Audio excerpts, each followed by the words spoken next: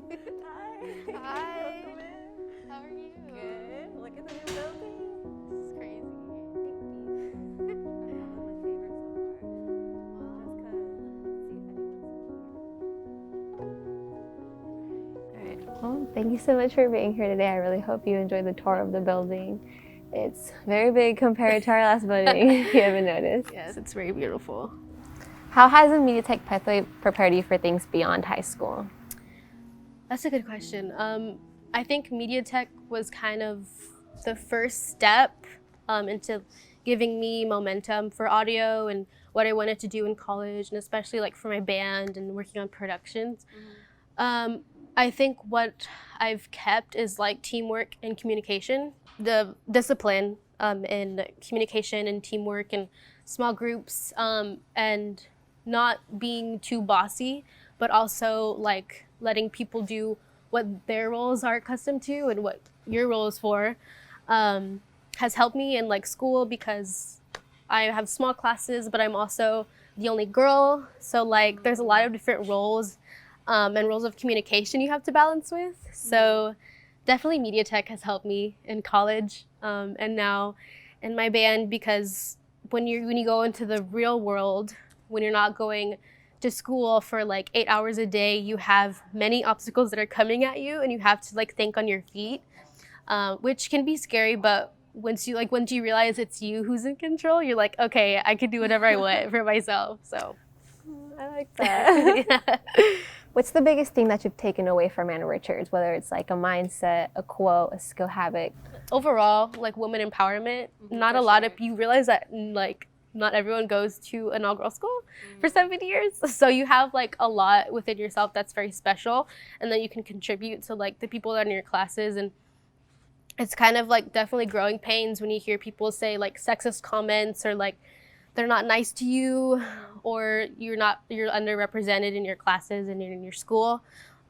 So I definitely held on to that part of my identity that I got from Ann Richards, the woman empowerment, and just like renovated that too, because it's very important to empower yourself. And I definitely think that coming from an all-girls school for 7 years kind of like definitely harbored that empowerment within myself. Now, what would you say is not only the band's message, but you as a person, your message as well, that you would like to relay to your audience? I think I really aligned myself with our band's message in a different number of ways.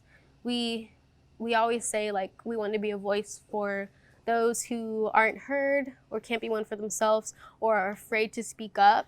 So we use our talent of music and our combination of metaphors and melodies and guitar chords and drum beats to just like show the world like what we see through our lens, because we know that people can relate. There's other girls out there that are like going through the same stuff as us and they want to hear music, and we just decided to combine those two worlds and also include advocacy, because since we are on a stage, it's a given that people are going to be looking at us, they're going to be listening, so we might as well give them something to think about and to connect with, and to do, like to vote, to like go protest, to tell your friends that voting is cool sometimes, you know, that your voice actually counts.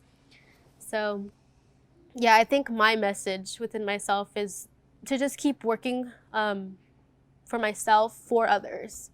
I put myself first because obviously that's a very important thing to do, but I use my privilege to help others and to represent communities that I'm in through music and through advocacy.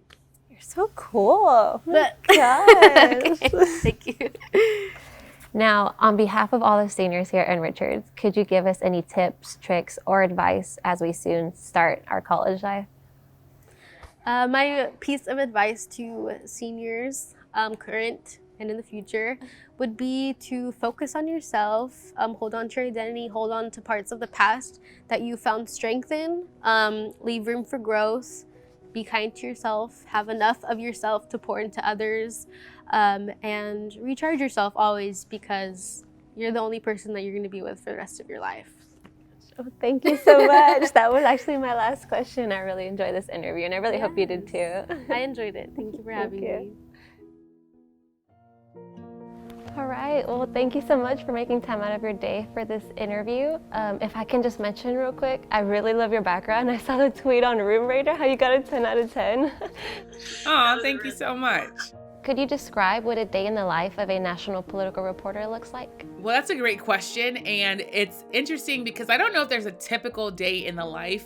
I can tell you that I wake up around 5:30, 6 o'clock, and I'm checking the news, trying to figure out what's been going on. I start emailing sources around 7 to 8 o'clock, starting to ask questions about what's going on and what we know about the news of the day. I then go through and I'm checking Twitter, calling more people. For me, as someone who is a political contributor for MSNBC and also a reporter for PBS, I'm doing both of those jobs. So I'm usually gearing up for 1 or 2 hits on cable, while then also getting ready to present some sort of news package on PBS. Our show is from 6 to 7 p.m. In most cities.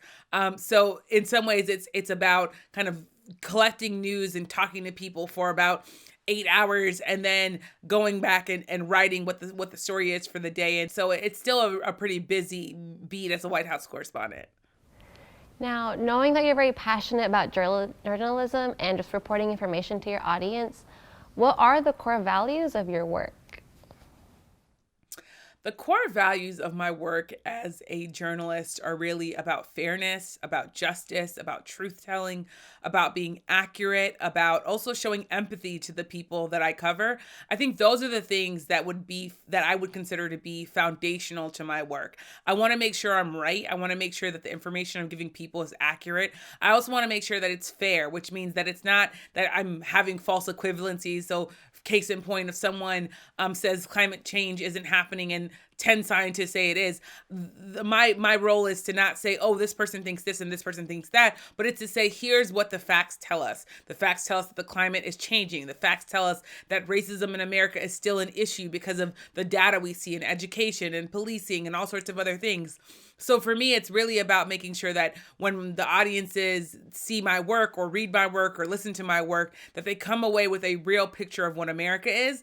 And I also think it's grounded in empathy. I want people, when they watch my stories, if I'm interviewing someone, to feel like they understand what it's like to live in that person's shoes. So I really try to give people a real glimpse into what people's lives are like, including people who they may never meet.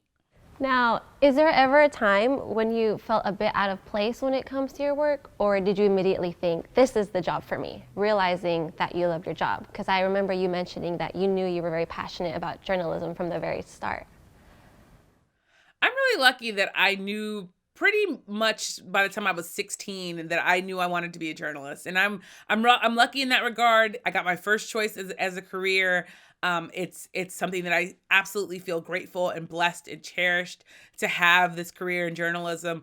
I will say that there are times that I definitely felt like, oh my God, can I really do this? I remember when I was hired by the New York Times to cover the 2016 presidential campaign, and I was assigned Bernie Sanders, and I had never covered politics before. So I was terrified that I was going to mess up. I was so scared. I was just thinking, please let me make sure that I get this right. Let me make sure that I could do this.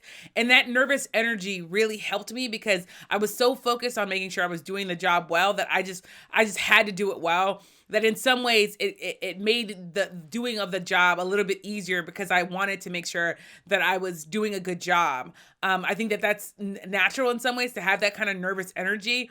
And I try to tell people, if you feel nervous, it's because this is really important to you and that you should be in some ways leaning into that because it tells you that means that this is something that you really, really care about. So in some ways that there are times that I definitely feel nervous and I definitely question myself on, oh my God, can I really do this?